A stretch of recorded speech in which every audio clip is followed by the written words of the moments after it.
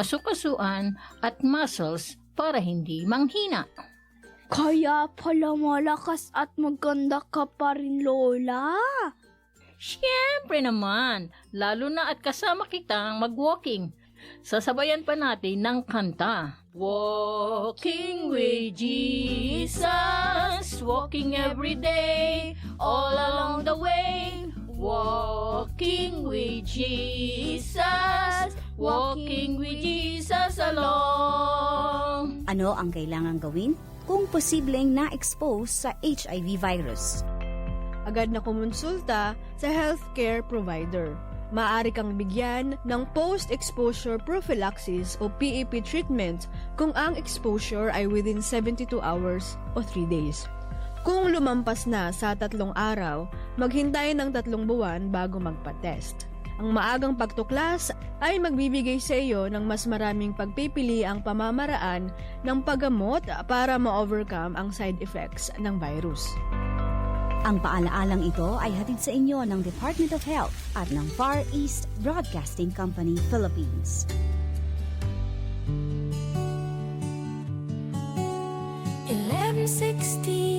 DXAS, your community radio.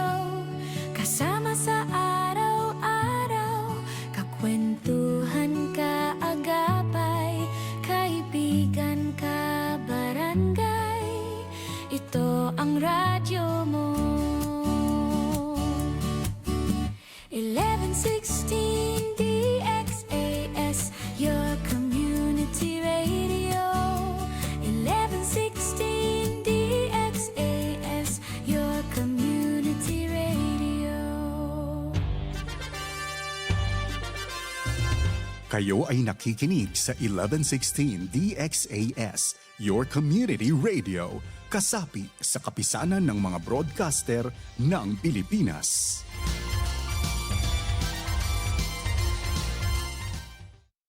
Ang tamang oras, ganap ng 6:00 ng umaga sa buong Pilipinas.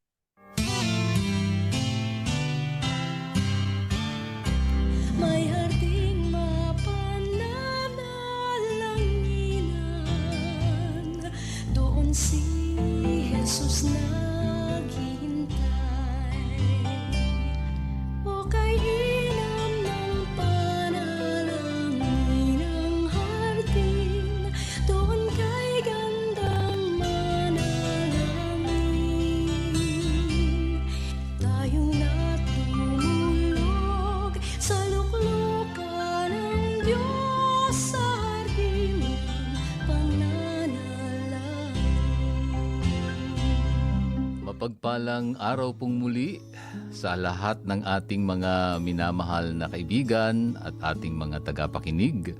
Kayo po ay patuloy na sumusubaybay dito sa ating programang Hardin ng Panalangin. Ako pong muli ang inyong kaibigang hardinero, Pastor Eman Aquino, na nagsasabing, every gising is a blessing. Masaya po akong muling makasalo kayo ngayong umaga sa ating pananalangin at syempre tayo'y muling mapalakas ng Diyos sa kanyang makapangyarihang mga salita na siyang bumabago ng ating buhay.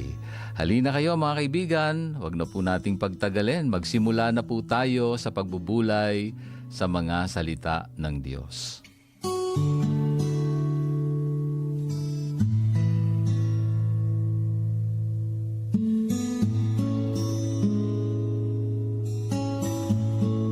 Samahan niyo po akong muling pagbulay-bulayan ang bahagi ng Exodus.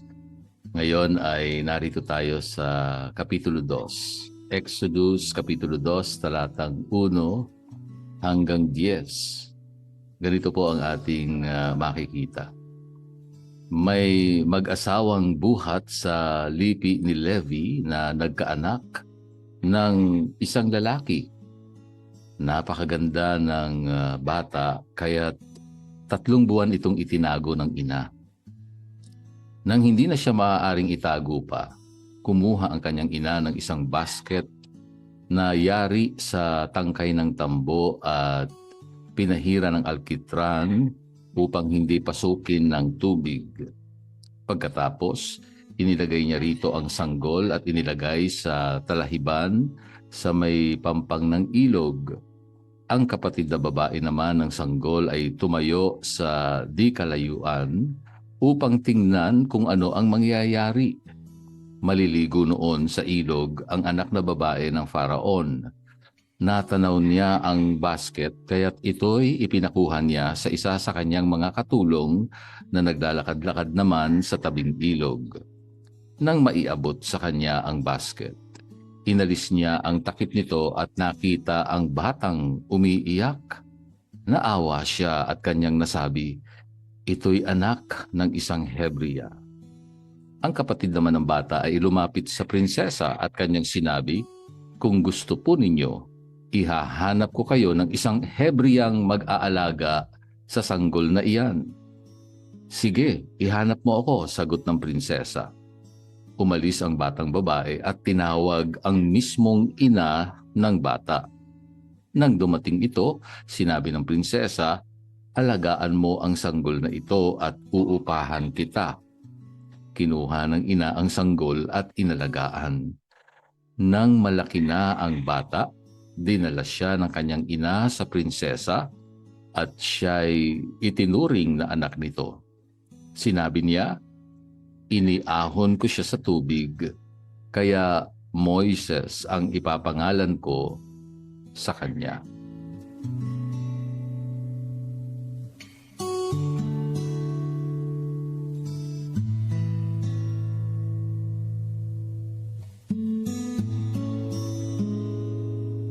Karaniwan sa atin kapag nagkukwento tayo tungkol sa buhay natin, akala natin tayo ang bida. Kaya kailangan ipaalala sa atin na ang kwento ng buhay natin ay kwento ng kung sino ang Diyos at kung ano ang ginagawa niya sa buhay natin. Our life story is God's story, sa totoo lang. It's all about God. At yan yung ating pinag-uusapan. Kaya nga ang ating serye ay pinamagatan nating Gospel Story. Kahit narito tayo sa lumang tipan, ay makita nawa natin sa kwentong ating pinagsasaluhan kung ano ang ginawa ng Diyos. At yung pinakamagandang ginawa ng Diyos ay ipinagkaloob niya sa atin si Jesus. Now, ang makikita lagi, sana sa ating mga ikinukwento, ay kung sino siya, kung paano siya nagpapakilala sa atin at sa ibang tao. So, as we journey dito sa Book of Exodus, mga ka-HNP, dapat palaging ipaalala sa atin na this is God's story.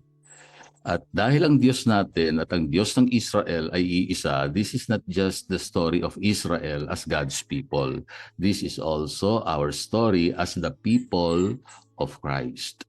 So tayong mga mananampalataya ni Kristo ay mahalagang makinig ng mabuti, o kung hindi pa naman natin nasusubukan na talagang buksan yung ating mga puso at tanggapin si Jesus. Ito na yung panahon, ito yung pagkakataon na maunawaan natin kung ano nga ba ang ginawa ng Diyos sa pamamagitan ni Kristo.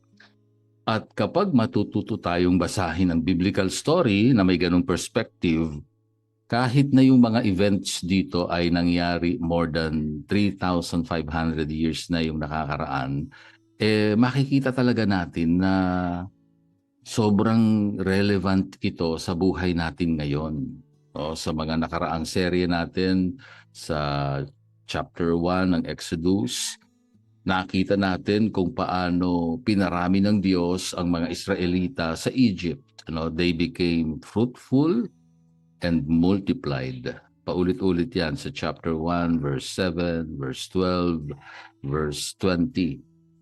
At kahit konti lang sila nung simula, kahit na apihin sila, kahit na alipinin sila, kahit na pahirapan sila, kahit na gumawa ng paraan ang King of Egypt na ipapatay ang mga bagong silang na lalaki, walang makakapigil sa plano ng Diyos sa kanyang bayan.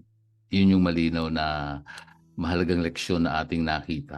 Walang makakapigil sa plano ng Diyos sa kanyang bayan, tutuparin niya yung layunin kung bakit nilikha niya ang tao. Tutuparin niya kung ano ang ipinangako niya kay Abraham.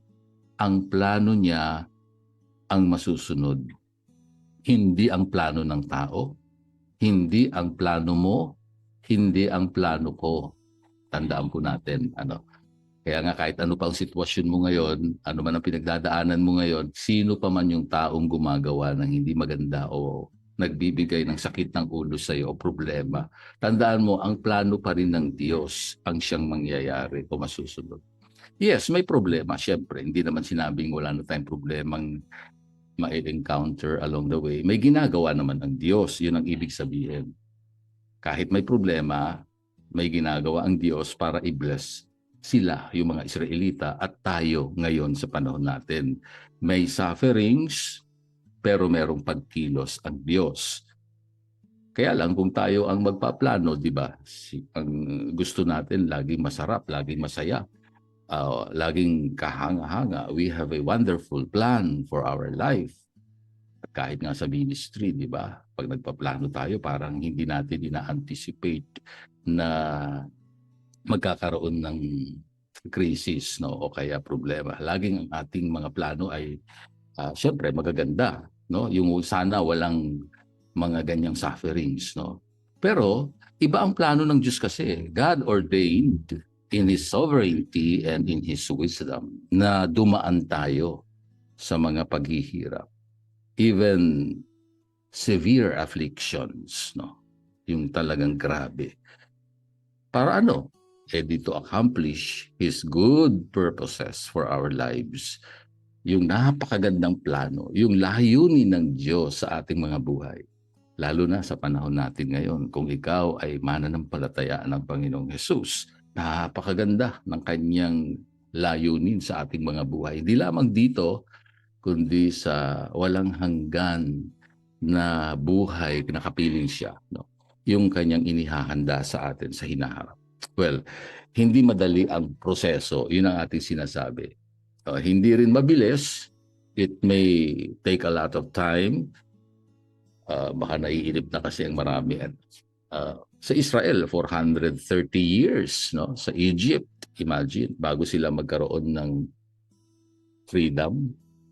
No? Bago maging maayos ang lahat. Ganun naman talaga di ba, sa buhay.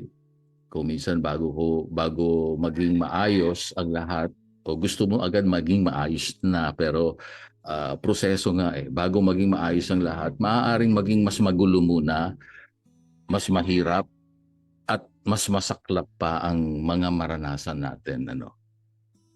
Pero ibig bang sabihin nun, mabagal ang Diyos na nakikilala natin? Ibig bang sabihin nun na mahina ang Diyos? Na wala ng kontrol ang Diyos sa mga nangyayari sa buhay natin o sa panahon natin ngayon, na pwedeng pumalpak ang plano ng Diyos? Well, alam naman natin na sagot yan, siyempre. Hindi, dahil ang Diyos nga ay Diyos na makapangyarihan sa lahat. At sa isip natin, yes, ang Diyos ay faithful, ang Diyos ay provider, ang Diyos ang may kontrol ng lahat, pero sa puso natin, aminin natin o hindi, merong mga tanong at pagdududa pa rin. Di po ba? Lalo na kung napakahirap ng sitwasyon, tapos may mga taong gumagawa ng hindi maganda sa iyo. Bakit ba itong mga taong to ganito? Di ba? Nagtatanong ka na, bakit ba Lord, pinapayagan mo itong mabuhay itong mga ito? Now, ano ang ending ng story sa chapter 1? Nabigo ang plano sa plano, nabigo ang plano sa plano. Nabigo ang parao sa plano niya na kasi itong mga midwives, hindi nga sumunod sa kanya, di ba? Tatandaan niyo po sa atin, sa ating nakaraang serye. Para tuloy siyang powerless, no? Sa totoo lang. Kasi baliwala yung kanyang utos, hindi siya sinunod. Siya yung hari ng Ehipto. And he is also nameless sa story. Kung mapapansin niyo po, sa buong Exodus, wala man lang pinangalanan na hari ng Egypt. Buti pa itong mga seemingly insignificant na mga midwives, di ba? May pangalan, no? Nabanggit yung pangalan. But of course, gusto pa rin ng haring ito na i-assert ang power niya, di ba? Para ipakilala ang sarili niya. Mukha na nga siyang powerless and nameless pa nga. Pero alam niyo yun, Pag nasa posisyon kasi ng kapangyarihan parang gusto laging ipakita na siya'y may kakayahan. Ipakilala yung sarili niya at hindi siya talaga patatalo. Hindi naman naiiba yan sa panahon natin ngayon. Kaya nga po, iniutos na niya sa lahat ng mga Egyptians, no? Sabi ng verse 22 sa chapter 1, all his people, talaga.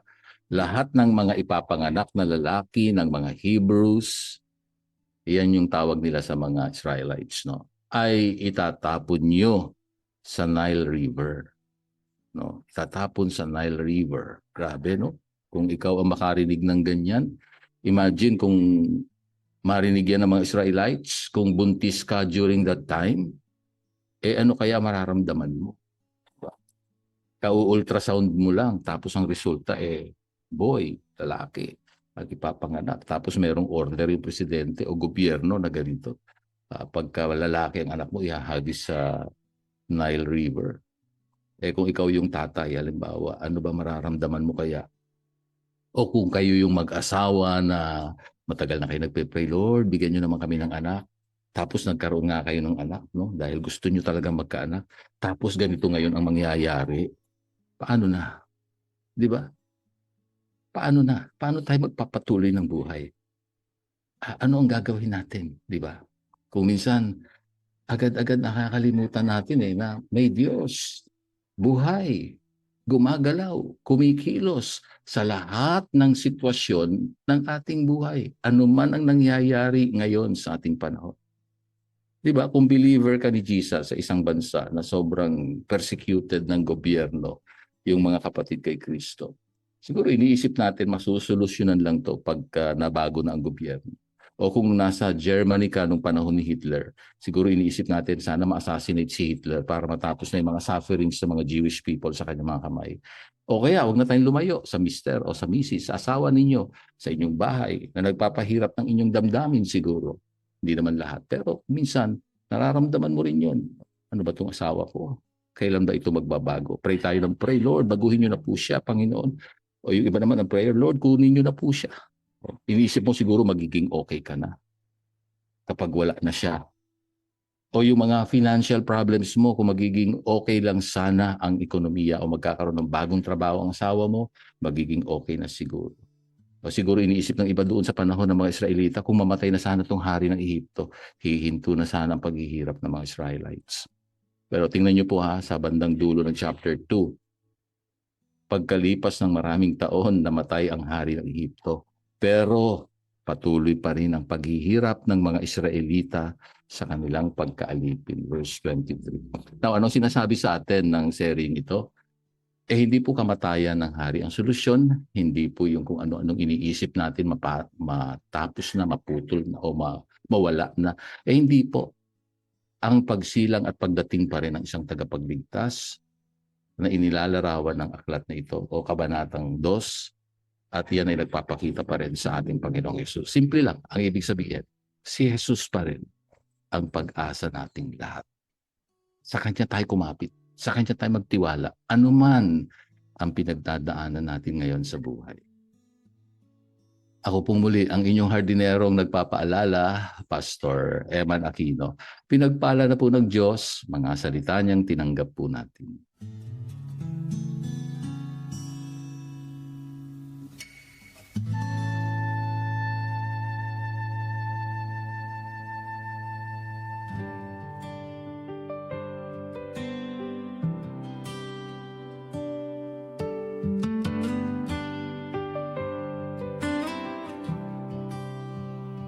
Sa bawat paghinga, sa bawat tibok ng puso, may himig na di marinig, ngunit totoo.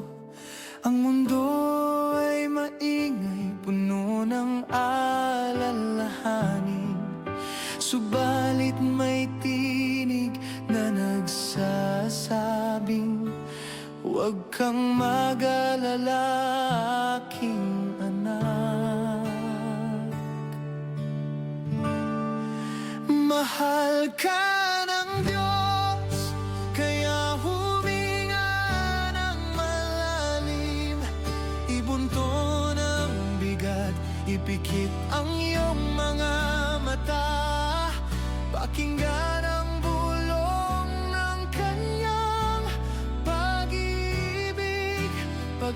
pag-asa ang dala sa bawat paghinga.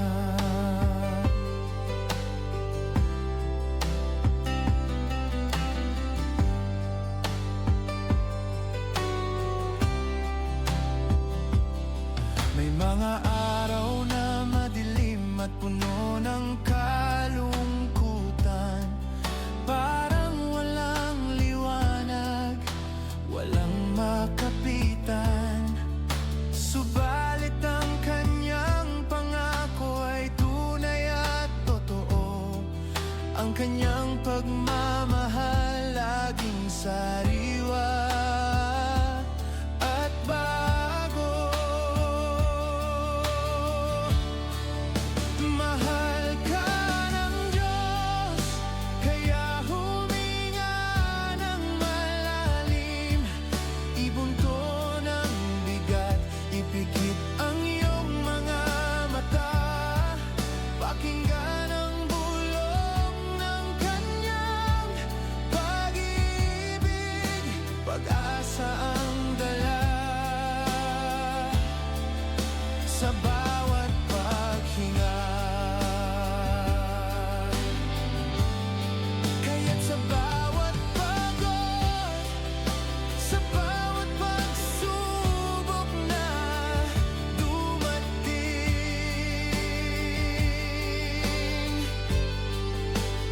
alalahanin mo, hindi ka nag-iisa sa dilim.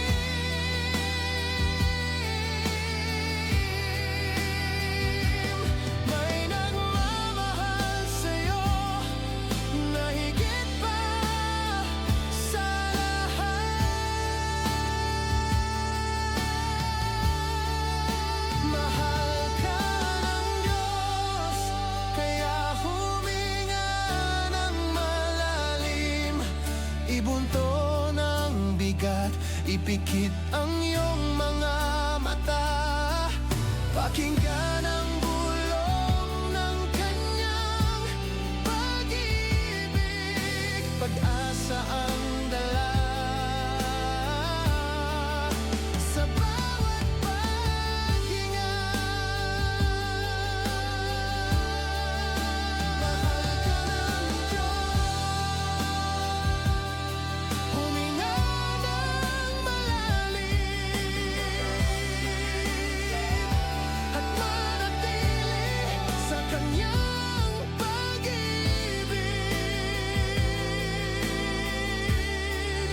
Mahal ka ng Diyos, huminga ng malalim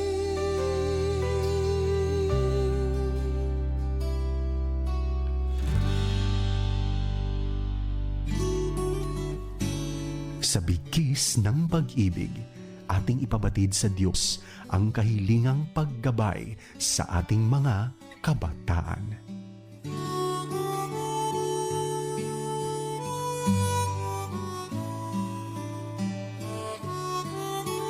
Mapagpalang Ama na nasa langit, kami ay sama-samang lumalapit sa iyo ngayong umaga at nagpapasalamat kami sa pagmamahal mo. Di nagbabago sa bawat umaga, laging sariwa at kami nagtitiwala sa buhay ng bawat isa, sa bawat isang mga tagapakinig namin, mga pamilya, sa kanilang mga pinagdadaanan sa buhay. Lord, salamat sa paalala na meron kaming Diyos na nagmamahal sa amin, buhay, kumikilos sa lahat ng sitwasyon ng aming buhay. Sa mga kabataang nakikinig ngayon, dalangin ko na mamulat ang kanilang paningin. Lord, makita nila ng malinaw kung noong napakagandang plano mo, layunin mo sa kanilang buhay. At nawa mas piliin nila, Panginoon, na ikaw ay makilala. At maunawaan nilang ginawa mo doon sa krus ng Kalbaryo. Si Jesus nag-alay ng buhay para kami ay mapatawad sa aming mga kasalanan, magkaroon ng kaligtasan, buhay na walang hanggan, mabago ang aming mga buhay. At nawa sa bawat araw ay makita ka namin sa anumang sitwasyon, problema man, paghihirap o matinding kabigatan, karamdaman, ikaw ay di nagbabago. Itinataas ko sa iyo ang aming mga tagapakinig, si Nanay Isabel Hugilon, dalangin kong kanyang kalusugan sa pangalan ni Jesus. Kasama na rin si Mary Ann sa kanyang pagtatrabaho, si Maybel na nasa Macau at si Arnel Palencia, kasama po kanyang pamilya. Tinataas po namin sila sa inyo. Sa ngalan ni Jesus, pagpalain mo si Kath Lipata. Dalangin kong patuloy mo siyang pangungunahan at yung favor mo patuloy niyang tatanggapin sa buong pamilya, kasama si Brian at si Baby Given, kasama si Cherish. Salamat po sa kanilang buhay, Panginoon. Salamat na ikaw ang Diyos, nangangalaga din kay Nona Belen. Dalangin namin ang mabilis na recovery. Ganon din kay Nanay Vicenta Tolentino. Dalangin ko, Lord, na patuloy na siya'y pagpalain mo ng kalakasan at kagalingan sa kanyang sugat sa paa. Sa ngalan ni Jesus, maghilom ang lahat ng kanyang pinagdadaanan, Panginoon, na sugat, at ganoon din ay malusog na pangangatawan. Panginoon, salamat din sa kaarawan ngayon ni Ate Fe Galvileo. Salamat, Lord, na ikaw ang nagbibigay ng lakas, ang katapatan at kabutihan mo sa kanyang buhay, ang dahilan kung bakit kami ay nagse-celebrate. Salamat at pagpalain mo siya. Ngayon din sa kanyang kalagayan, si Nanay Neneng Millares, Lord, ang buong pamilya, pangalagaan niyo po at patuloy ang biyaya mo'y kanilang maranasan. Si Ate Elsa, dalangin kong pananakit ng likod at sa kanyang dibdib, Lord, at financial na provision at kagalingan sa kanyang karamdaman. Gabay at pag-iingat niyo rin sa kanyang mga anak. Salamat din po sa kagalingan para kay Kuya Ador Malapitan, pagpapala para kay Glenda sa kanyang scoliosis at thyroid. Mabuting kalusugan para kay Mera Relay Espiritu. Salamat, Panginoon, na ikaw nagpapagaling sa kanyang PCOS. Kasama na rin yung gabay mo sa kanyang pag-aaral sa KABSU. Si Paul Daniel, patuloy namin dalangin yung exam at yung application niya sa work. Dalangin namin gagabayan niya siya at pagpalain mo. Maging si Mark Joshua, kagalingan po sa kanyang siyatika. Dalangin ko rin ang iyong gabay, pag-iingat sa kanyang pagtatrabaho. Ikaw ang Diyos na pwedeng pagkatiwalaan. Kasama na rin si Miriam, may breast cancer. Lord, stage 4, ikaw ang Diyos na walang imposible sa lahat ng iyong mga gawa. Gumagawa ka pa rin ng himala sa panahong ito. Panginoon, ang kagalingan ay tanggapin ni Miriam sa ngalan ni Jesus. Kami nagtitiwala na lahat ng aming mga kahilingan sa iyo na ayon sa kalooban niyo pa rin, Lord, nangyayari po at dinirinig mo, Panginoon. Pagpalain mong bawat isang aming mga tagapakinig at kanilang mga pamilya, lahat ng ito, dalangin namin sa ngalan lamang ni Jesus. Amen.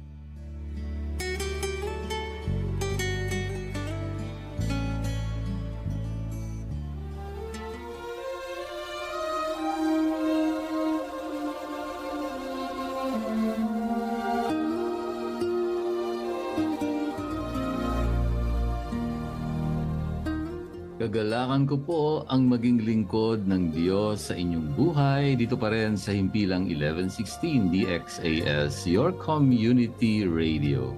Isa lamang po kami sa mga himpilan ng FEBC Philippines, kasapi ng kapisanan ng mga broadcaster ng Pilipinas. Kung nangangailangan po kayo ng panalangin at pagbisita sa inyong bahay, maaari nyo pong ipadala ang inyong mensahe sa mobile number 0917-125-8201. Hanggang sa susunod pong muli sa parehong oras at himpilan pa rin, maraming salamat sa inyong pakikinig at maraming salamat kay Rolando Alfonso at Romel Paulino na umaalalay sa atin sa bawat umaga.